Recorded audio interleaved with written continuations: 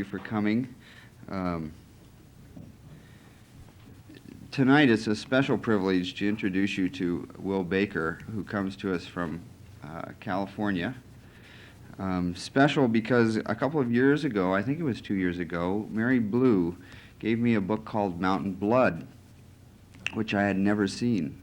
And I looked at it and I thought it was a writer I knew something about, right, who'd written a Pulitzer Prize-winning autobiography named Russell Baker. I somehow confused the two, and I didn't read it right away. But then I did take a close look at it, and much to my dismay, discovered that this writer knew some of the same places that I knew, including a little place called Goose Creek, near what we call Old Meadows. I don't know if Old Meadows is still called Old Meadows, where I had done some early fishing. And not only that, but he had all kinds of other experiences that seemed very familiar to me. And it was exciting and exhilarating at the same time to see those places kind of come alive, that somebody else had knew of them and risked writing about them. And I later discovered that this book had won an award. It's one of the awards that Will doesn't even list on his curriculum vitae, but it was an Associated Writing Programs winner in nonfiction, I'm pretty sure. I'm not positive. He's published quite a bit of fiction, actually, including short stories. Chip, a novel in 1979, A Little Lady Killing, which I am anxious to read, in 1982 under the pseudonym of Victoria Webb. Track of the Giant will be out in November of 1990. I think that's right. And that, too, intrigues me because until last night I didn't think anybody else ever knew about the other Bigfoot. But in Idaho there are two different big feet, I guess is the way to explain it. And one of them is an Indian that my father told tales and tales about, and would mix up with Sasquatch. But I understand there's some of my Bigfoot in this novel. In addition to Mountain Blood, which I notice is on sale, Will has also published another piece of nonfiction, book-length nonfiction, called Backward, an essay on time, Indians, and photography. He has various and sundry degrees which impress me and may not impress anybody else, but I want to tell you about a couple of them. His BA is from University of Washington, and an MA with honors, I should say, from the University of Hawaii, and a PhD from the University of California, Berkeley. But what really impresses me is that anybody who was born in Council, Idaho, should ever attend the Sorbonne. That really did it for me. Also, I think this is accurate, but I think he's a filmmaker. I'm not sure about that. Was, yeah, and has honors and awards in that category as well. And I also discovered that I did have read a poem, one of his. So I know you write poetry too, but without any other delay, I hope you'll make welcome Idaho's own Will Baker. And how to think on the first cast. That impressive. He cast it, I just reeled it in. Well, I'm very grateful to be invited to read here. I consider myself in some ways an Idaho writer. I was born here and I write quite a bit about Idaho, but I've never been invited before. I've given a couple of lectures, but this is the first time I've given a reading, so I'm real proud to be here. What I'm going to read is fiction. I just was thinking on the way over here, I only have a couple of stories that I think of as Idaho stories. They're at least out of experiences that for me are unique to this place. So I had both of them along, and just as I was getting in the car, I thought, wait a minute, these people think you're from California, so they're going to come here to hear about white wine and hot tubs and things like that. And sorry, folks, this is going to be different. It's a story I want to dedicate to Idaho ladies, and in particular, a couple of octogenarians who are not with us anymore, but whom I remember very fondly. A couple of times early on in this story, there's a TV set going, and I kind of go back and forth between the scene and the TV set, and I'm not going to pause or indicate a break, so if you're a little uncertain where you are, you're probably watching TV, and just wait and the story will get back. It's called Principles of Mechanics. It's a cactus plant from Arizona and Mexico, hot places like that. They've used it for who knows how many 100 years. You stay there and I'll bring it over. Delia lifted a small bottle from its styrofoam nest and moved toward her friend. Her advance was stately, pachydermous, and the heels of her slippers on the carpet shushed like the insistent schoolmistress she in fact used to be. Margaret was sunk in a rocking chair, her chromium walker to one side, before a television writhing silently in outrageous colors.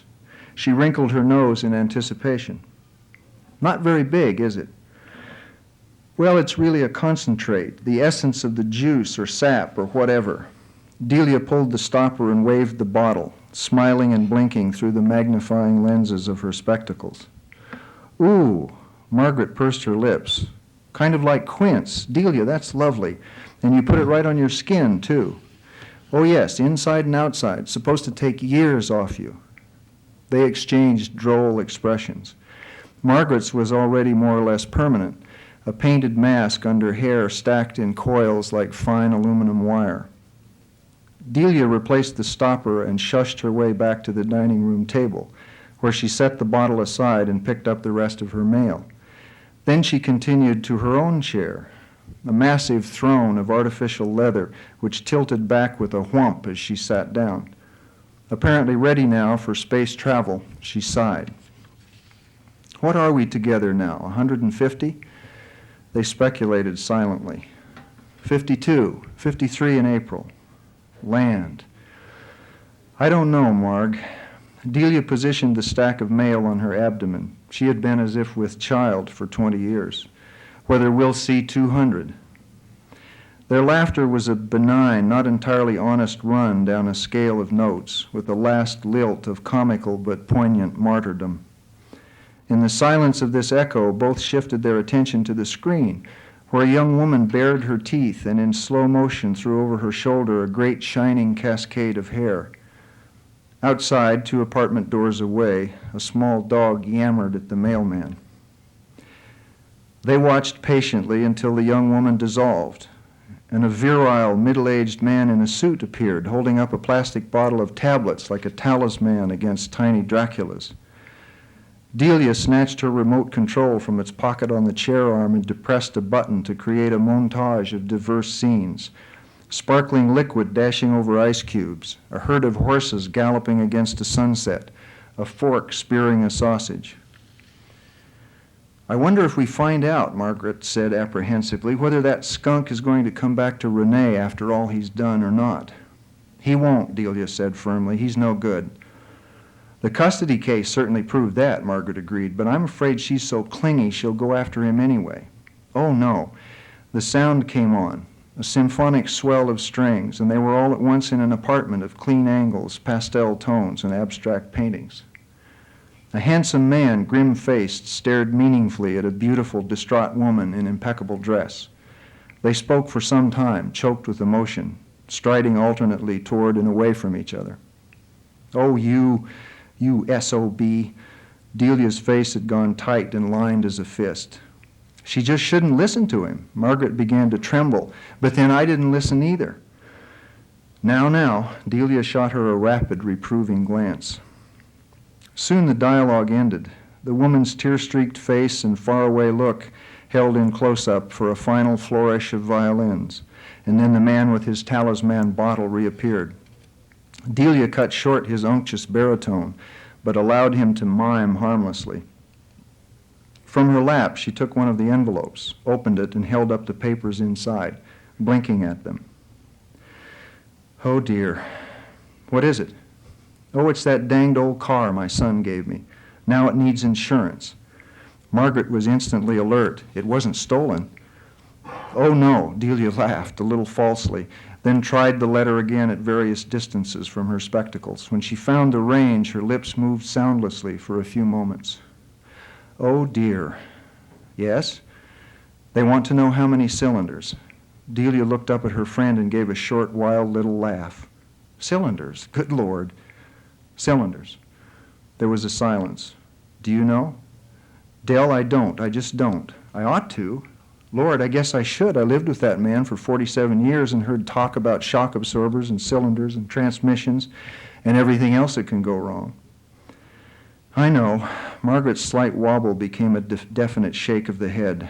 But you never pay any attention. I didn't. She put 3 long, crooked fingers over her bright red mouth. You know, I thought first the transmission had something to do with the radio. Fred would not let me live that down. They laughed together again. Well, never mind. I couldn't see why anyone would want to poke around in all that grease and oil anyway. My Willard never got the dirt out of his fingernails. Never, ever, in 47 years. I do remember that you can't drive it if the transmission goes out. It makes a terrible noise. Not in the engine, but right underneath where you sit.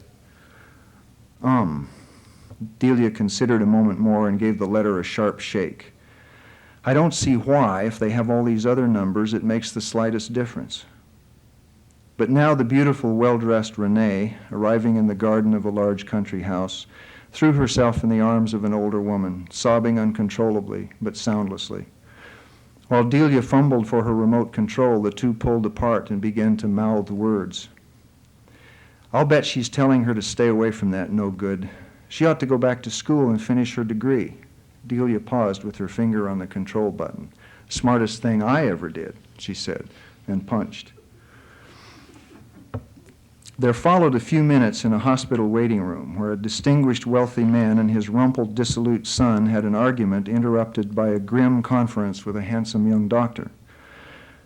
Then a movie star from a bygone era, bound and lacquered into a creditable version of her former voluptuous self, strode confidently before a huge bare back which was radiating lightning bolts of pain. She managed only a word or two before Delia reduced her to dumb show. We could ask Richardson.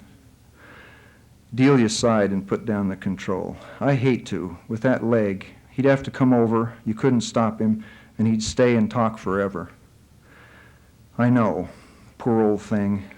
Margaret sighed too. He's as pokey as I am. Marg, you are not pokey. You have to give yourself time. The doctor said it could be 6 months. I get so frustrated I could just scream. You just be patient. You'll be in a foot race before Christmas. Anyway, you can still outrun Richardson. Now, Delia. Margaret imagined her look was wicked. Oh, I know a few things. Now, what do you know? Here he is, going to see Deborah again, the snake. The handsome, cruel man stepped from his car directly into the room of a sultry woman in a silk robe. They embraced passionately. People think money can buy anything. Margaret's long fingers convulsed briefly around one knee. Young people don't know the value of a day's work. Delia glanced apprehensively at the ornate clock on the wall, a ceramic beehive surrounded by vines and flowers. I guess we won't find out today whether Renee knows or not about the other child. Drat, they always string you out, always the same. Oh yes, Delia uttered a small hoot of disparagement. The high and mighty, they go on and on and on. Meanwhile, the cruel, handsome man was saying something about a will. On this last word, the camera shifted to a close-up of the sultry woman's eyes narrowing, and the studio orchestra awoke with the thunder of recognition. I know, and silly us, we keep watching, Margaret said over a diminuendo chord. Both women sighed yet again and shifted in their chairs. Delia pointed the control definitively at the screen, and the face on it shrank abruptly to a solitary star, which flared once and then winked out. Margaret wrestled with her walker until the tubular steel frame was positioned directly in front of her. "I'll call my son-in-law," she said firmly. "He ought to know about the cylinders." Delia tilted, and her space chair rumbled and whumped erect, propelling her partly to her feet. With her arms, their generous sheath of flesh quivering, she strained against the chair to continue her momentum, and her voice contracted into a wheeze of exertion. "Now, we shouldn't do that. They're busy, they've got 3 kids, and they're building a house, and it's a long-distance call. Oh, that knee. When I sit for very long, I just can't get the circulation to come back." She lurched across the room, her slippers furrowing through the carpet. "By gee, we ought to be able to do this by ourselves and not bother anybody. Let's just go count them." "Why, yes, we ought to be about old enough to do that, shouldn't we?" Margaret leaned over the handles on the frame and in a kind of sudden vertical stagger rose to her feet. The effort set her head wobbling again. "The 2 of us?" The 2 of them tittered. "You bet your bottom dollar," Delia said, and led the way. In the carport, the Mercury lay huge and still beside Margaret's trim station wagon with its special swivel seat. Delia tottered near enough to place a tentative hand on the fender. "All the new ones are so small," she said. "They make them in Japan now," Margaret said regretfully, "even the American ones." "Who whipped who?" Delia gave the fender a small reproving slap. "The good Lord knows why we went through all that, and now they run us right off the road. I wonder if I should back out into the street. The light is so poor under here." "Just to the end of the driveway." Delia was pleased to have this familiar action to perform. She unlocked the door, opened it, and turned to fall backwards into the seat. Then, with painful slowness, she lifted the lumps of her legs and pivoted to swing them under the steering wheel. "Might as well walk," she called to Margaret as soon as the engine was idling and she had powered open a window. "So darn slow getting in and out of this thing. I told my son, 'Hush, Delia, we're not in any hurry. There's a better light if you turn to the right. Better when we get the hood up, I mean.'" Delia banked dutifully until one rear wheel dropped over the curb with a thud. It's all right," Margaret called in anxious reassurance, lunging down the driveway. "I tried to tell him I didn't want it, didn't need it," Delia wheezed, when she had heaved her bulk again out of the car. "Do you think it sticks out too far?" "No, not at all." Margaret glanced at the street. "Anyway, nobody's going by at this hour." "Did the hood come undone? I pulled the thingamajig." "Part way, but there's another catch. I can't get to it because of this damn fool walker contraption. You'll have to feel around, Del." "Why, it comes right up," Delia cried as the great shiny carapace lifted with a faint grating of joints. "It must have a kind of sash weight." They peered into the yawning cavity at the dense knots of wire, the tubes great and small running in mazes, the belts and painted covers and small parasite motors that attached themselves to the main engine. They looked at each other and giggled. "What do you think they are?" "Not this," Delia poked experimentally. "I'm pretty sure this is the carburetor up here on top." "There have to be several," Margaret said with conviction. "I know sometimes there are 4 or 6 and sometimes 8. Long ago there used to be 12. I remember." They examined in silence for a time. "Have the feeling they are inside," Margaret said wistfully, "where you can't see them." Delia's jaw set in defiance. "By golly, Marg, there must be a way. What about these wires? Aren't these the spark plug wires? Don't spark plugs have something to do with cylinders?" "How many of them are there?" Delia counted carefully. 9. Maybe that's it? One of them is different. It goes to a little outside cylinder. I guess that wouldn't count. 9 doesn't sound right, but I can only see where these other wires go in. Delia leaned over the engine and extended a tentative finger. She counted carefully. 4 over here.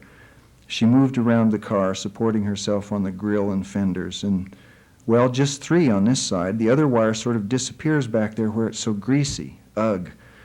That would make 7. 7? Delia stood away from the car and the 2 women looked at each other and laughed again. That doesn't sound right either, does it? They laughed so loudly that a group of children in a yard some distance away stopped playing to stare at them. One of the children ran inside. A large black automobile swerved to a stop at the curb on the opposite side of the street. A head emerged from the side window, a head bald and smooth on top, withered below. "You girls got yourselves in trouble?" the man shouted. "Didn't have to call him," Delia observed in a swift aside. "Here he is, Johnny on the spot." "Everything's fine, Richardson," Margaret replied with a majesty leavened by compassion. "Just fine, and how are you?" "We'll have a look." The door of the black car swung open and Richardson began to exit. It was a complex process involving both real and artificial limbs, metal crutches, and a fine sense of balance. During this process and his subsequent campaign to cross the street, Richardson kept up a line of questioning. "She won't start. Quit right there, did she? Spittin' or missin'? Backfire?" After diversionary strategy, inquiries about his health, the women said no, only checking some things, an insurance form, pesky routine. "Damn fools," Richardson asserted, careening to a stop against the fender of the Mercury. "Just like the damn VA. I waited, by God, for 3 hours to have some pipsqueak doctor, made him a captain and now his britches won't hold him, tell me I had iodine deficiency. As if I didn't know that. Took pills for 25 years. Captain Stein, a damn kraut. Excuse me, ladies. And you, Mrs. Caldwell, how are you? How are you getting by in that squirrel cage?" He laughed genially and rapped one of his crutches against the walker. "Mrs. Lenfield," he nodded at Delia. "Now what's our problem here? Let's take a look. If old Willard was alive, he'd have his head right in there, wouldn't he, Mrs. Lenfield?" "No trouble, Richardson. We told you everything's just fine." There was a tiny frill of ice in Delia's tone. "Then how come you're cattywampus in the street here? Got your wheel in the gutter?" The two women went down the laughing scale twice. "We just backed out to get a better light. I got a little too far over on that one side." Delia cast a reproachful glance at Margaret. "Now what about this insurance? Somebody run into you? What doesn't work?" Richardson leaned his crutches against the fender, rolled up his sleeves, and dived under the hood. "I don't think there's really anything wrong, Richardson," Margaret said with careful neutrality. "We told you." They heard small sounds, clicks and rattles, as Richardson's gnarled hands flitted about the engine, tweaking and prying. "Son of a bitch," Richardson muttered. "Do you ladies have a screwdriver?" "What is it?" Delia said in alarm. "Nothing wrong, eh? Nothing wrong. Clamp on this old rotten hose is so loose you're lucky you didn't burn this old crate up." "Oh, Lord." Delia peered over the man's shoulder in a token gesture. "Is that expensive?" "Get me a screwdriver and I'll fix it until you can get to the garage. Cost you $10 for a new hose." "What's the trouble here? My kid said there was a wreck or something." A man had stepped from the sidewalk to join them beside the car. He was middle-aged, dressed in khaki work clothes and a billed cap that bore the label John Deere. The homely face was weathered by sun and wind into an expression of ironic, hopeless commiseration. "Radiator hose," Richardson said shortly, "and clamp." The man put his elbows on the fender and poked his head under the hood with a practiced slouch. He remained in this posture for a time, his eyes hunting among the wires and tubes. Finally he reached out, tugged at something, and uttered a low grunt. A moment later the roving hand unsprung a pair of clips and removed a small cover. The man blew into it and ran a finger around its perimeter. He looked up at the two women mournfully. "Bad contacts," he said, and laid the cover on the fender beside him. From his pocket he took a knife with many folding blades, and with a thick, horny fingernail he pried out a screwdriver. Quickly he removed several small parts from an opening exposed by the cover, handing them without comment to Richardson, who, through some mysterious adjustment, had become his amanuensis. "Point's about gone," he said over his shoulder. The two women stood forlorn, as if at the bedside of a distant relative, with only a slim chance of recovery. "What about the spark plugs?" Delia asked quickly. Wouldn't hurt to replace them, the man said. The women exchanged a look behind the bent backs of the men. How many should we get? Now the men exchanged a look, and the newcomer laughed a short outburst of hopelessness. One for every hole. Every cylinder? Margaret pursued. The men looked at each other again, then returned to their work. Where does this wire go? Delia edged nearer beside the man and pointed. You got a plug back there. The man began to use his screwdriver on what Delia thought was the carburetor. You wouldn't have a timing light. No, Delia said, I'm sure I don't. I realize it's very hard to see back there. A flashlight? How can you work on that last cylinder? The man uttered his short laugh. Can't, without pulling the engine. Change the plug, all you got to do is get behind the starter there, up against the firewall. Helps to have a swivel socket. I'm sure we don't have one of those either. Delia and Margaret nodded at each other. Do we? Delia heaved away from the car and began to move toward the door. Why don't I just drive it back into the carport and tomorrow I can call a garage? You've been so helpful already.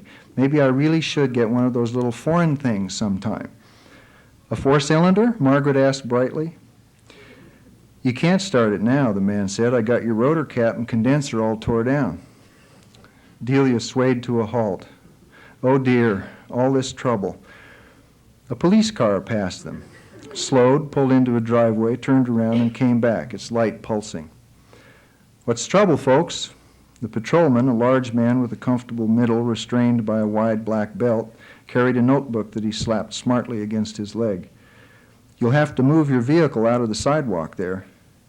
Soon as we get her going, Richardson said, if we can get her going.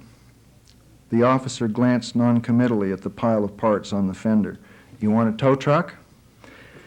I think we can handle her. The man wiped his hands on the khaki trousers, leaving a dark smear of grease. This machine hasn't had any attention for years. The patrolman looked at the two women, who smiled wanly at him. Yep, the man said with a one-sided grin. You know how it is. Bet it hasn't had an oil change in 2 years. Okay. The patrolman slapped his leg with the notebook again. But move it as soon as you can. Some kid might come down this street a little too fast and take your rear end off. He walked over to the women. Afternoon, ladies. Which one of you is the owner? I am the owner, Delia said in her bravest, most respectful tone. My son gave me this car. I didn't want it, but he said it made him feel better. It has temporary registration, but it isn't insured yet. The forms just arrived for that, and I haven't had time. That's all right, ma'am. Don't you worry about it. The patrolman put a large, comforting palm on Delia's shoulder. We've got some help here, it looks like, and everything will be just fine. Yes, Delia said, we certainly have help. Could I give you a ride someplace where you could be comfortable? Oh, we live right here, right next to each other. Margaret pointed up the driveway. That's my car there. Those little babies are nice. The patrolman nodded judiciously. My mother has one. I don't even need a car, Delia said pettishly, let alone one this big. That's a tank. Lot to handle for a little lady. I'm not very little. Delia squared her bulk, and her laugh went up the scale this time, sardonic. It's big, Margaret interjected swiftly. It's kind of an antique. They don't put so many cylinders in the new ones, do they, officer? The officer laughed, a big, free laugh. Richardson turned briefly from the dark cave under the hood, beads of perspiration glittering on the dome of his skull, frowned at the distraction, and plunged again into the cave. No, they don't. Those old V8s are getting scarce. 8 holes, Margaret said, as if musing idly. 8 big holes. That's quite a lot. The officer looked at her, at the walker, the trembling hands, and the huge coils of gray hair, and laughed again, his belly jerking over the black belt to drive out great gusts of air. Yes, it is, he said finally, and touched a finger to his hat. Afternoon, ladies. You'll be all right now, I can see. We're fine, Delia said, just fine. They watched him climb back into his sedan and waved at him as he pulled away. Behind the side window, framing him like a television screen, they could see him touch the cap and laugh again without a sound.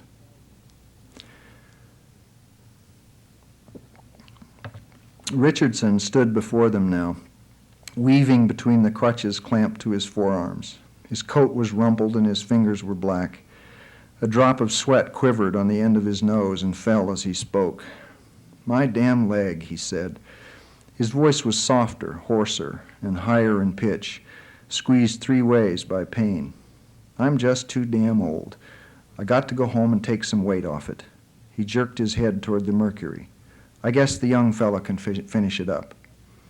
"Of course, Richardson, you shouldn't have worked yourself so hard. It was nice of you to stop. I'd stay and put it all ship shape, but this son of a bitch of an excuse me, leg. Stump gets sore. You go right straight home now and take care of that."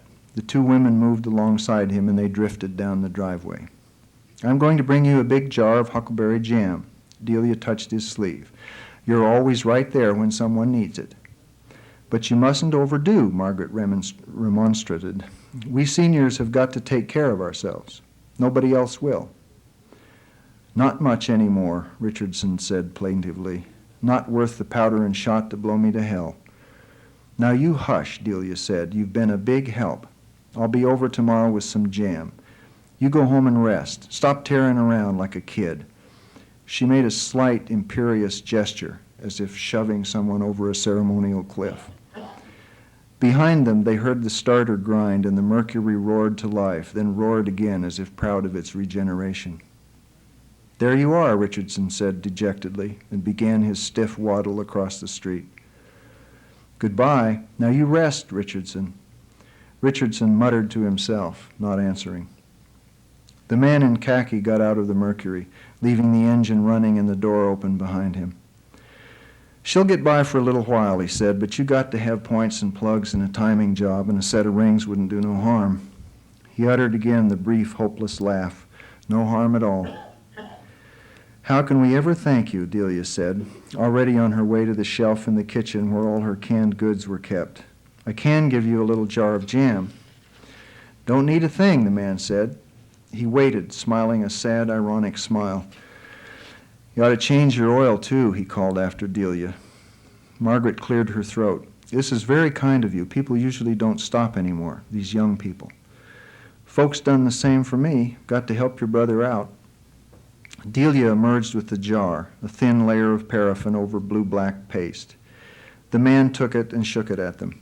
"Sure tastes good on my toast. My old woman is never up to canning."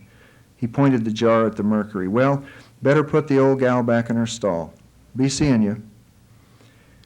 When Delia had parked and locked the car and they were back inside the apartment, they collapsed into the chairs. For a time they uttered long, delicious sighs, small coos of mirth, and disjointed exclamations. "Well," Margaret said at last, "we got the right dope. It's 8. I thought that policeman would pop his old fat belly when you said 8 holes.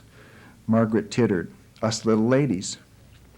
"Now we've got to have points and plugs and clamps for our radiators, and insurance too.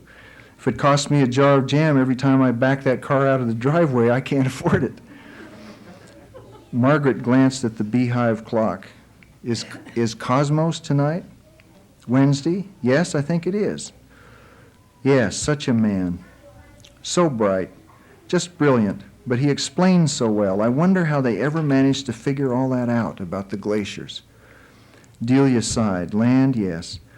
She picked up the control and the box hissed and flickered. Then she started again the slow-motion ejection from her chair. "I'll just put on a couple of TV dinners for us. I've got chicken and Mexican." On the screen, a young man sneered at the wheel of a speeding car. Then the car, in long shot, ripped through a fence and flipped end over end, bursting into flame. "Heavens," Margaret said. After a pause, she added, "Mexican is too spicy for me." Delia called from the kitchen. "Poor Richardson, he is failing, I'm afraid." "I know." Margaret watched as a young woman sobbed into a telephone. "He's gone down a lot since Emerald died. I wish he hadn't come by. You just knew he would try to do too much and wear himself out. Fred was that way." The oven snapped shut and Delia's slippers came shushing back into the living room just as a group of men in suits and ties, carrying guns, kicked down a door. So was Willard, but he kept our old Dodge running, smooth as silk. Delia groped for the armrest, found it, and toppled expertly backward into the chair, which rumbled into reclined position, elevating her ankles, puffy from the afternoon spent on the concrete driveway. I miss that sometimes. Oh yes, and having your knives sharp always. A galaxy swirled before them. The camera hurtled through banks of stars. Delia punched the control, and music, powerful, electronic, and at once inspiring and sinister, filled the room. Still, Delia turned to her friend with a little chuckle of comfort, and behind the thick glasses her eyes closed. Once was enough. Margaret laughed too, then pursed her red lips and nodded firmly, her nerves in a rare condition of steadiness. Once was plenty. They glanced fondly at each other and then settled back to watch and listen to the confident young man who stood before them, holding in his hands a model of the universe. So.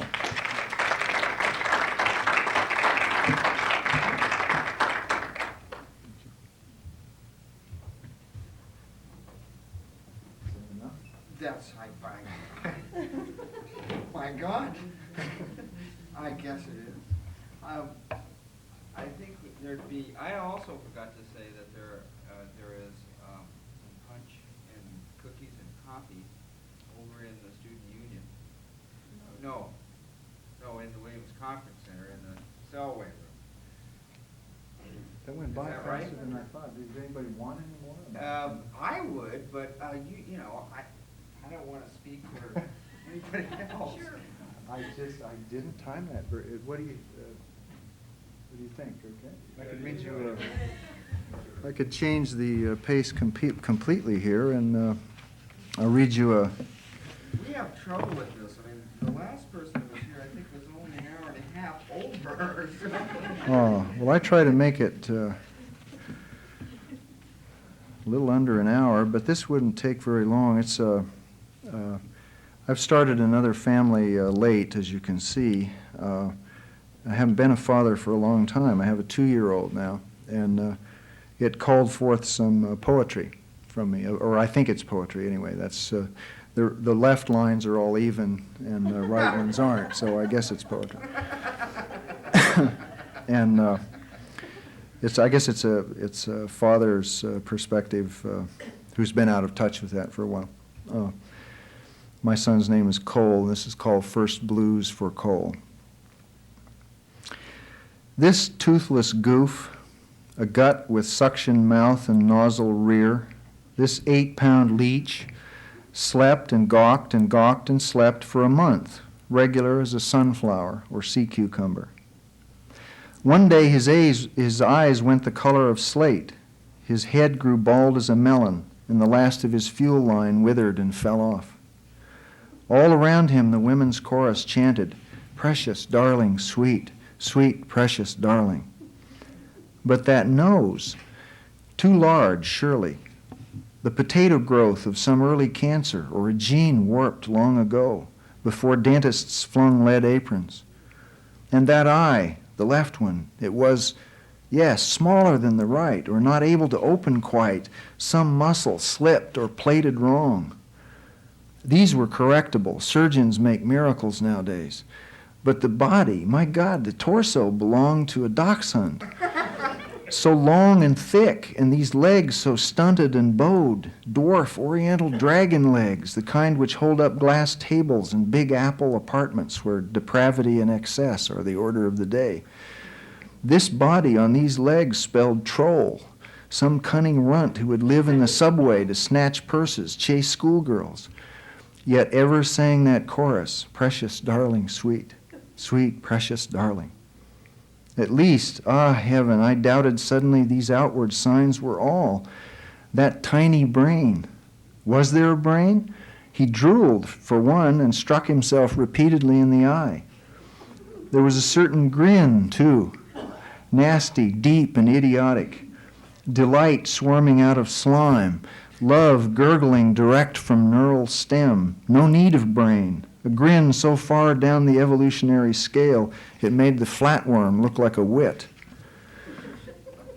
Yet even in the midst of slobbering convulsions of grief, he could drop instantly asleep. None of the intellectuals I know have this gift. Everyone around me seemed blind. They chanted on, precious darling, sweet, sweet, precious darling, while he cooed at them his wet Paleozoic syllables and silently filled his pants. Then a day dawned when straight from the bath, bottom shrimp pink and oiled, head like a peeled grapefruit, furred over with soft new mold, he gaped directly at me, a deep, long, fixed look, and smiled, a human smile. Don't ask me how I knew, but I knew. This smile was power. It was a smile from the old man in the sky who kneels on a thunderhead, his beard streaming in the gale, and sights down his arm like a cannon to throw a bolt of fire from his forefinger. This lightning struck my boy square and made him incandescent. His eyes were equalized and turned emerald. His limbs flexed long and true, and the nose shrank up like Pinocchio's. The light refracted everywhere, restoring ruins, unwrecking wrecks. It touched me too. It changed my sex. 50 years a hetero male, I am at one stroke gone gay. It is now I who drool and nip those little ears, nuzzle his knees, mumble at his bottom, and toy with his minuscule tool. I who gibber with idiot grin, I who fret at any sign of displeasure from precious, I who revel at every artful display. For his brilliance is everywhere, demure, outrageous, pensive, ecstatic, rueful, bemused, magnanimous, fantastical, triumphant. He can Olivier his eyebrows and simultaneously deliver a right hook. He has mastered the ironic belch, the admonitory fart. He can, flat on his back, ride an invisible unicycle and conduct an invisible symphony.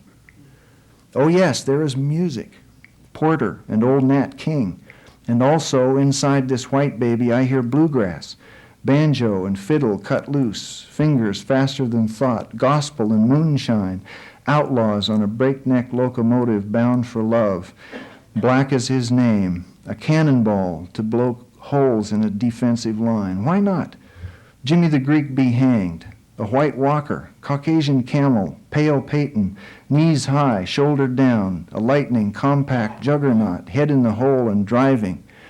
Or that other, Adderley, Stackerly, his daddy, blowing bop to send the angels, these front row angels in silk and diamonds, moaning, cool, cool, baby, oh, so sweet. That cannonball could come again here, a reborn, rebop Anglo saxophone. Why not? And who knows? This is a tune for rainbow babies who can break any old way. Who can say how high they may soar, what new mota or mantra or mountain? Who can tell how far their jazz will take them, which demon broncs they must ride, how long and dark the tunnels awaiting this outbound train? All I know, son, is you have to sing a song to a rainbow baby too. For when you're my age, I'll be yours, and a toothless goof again.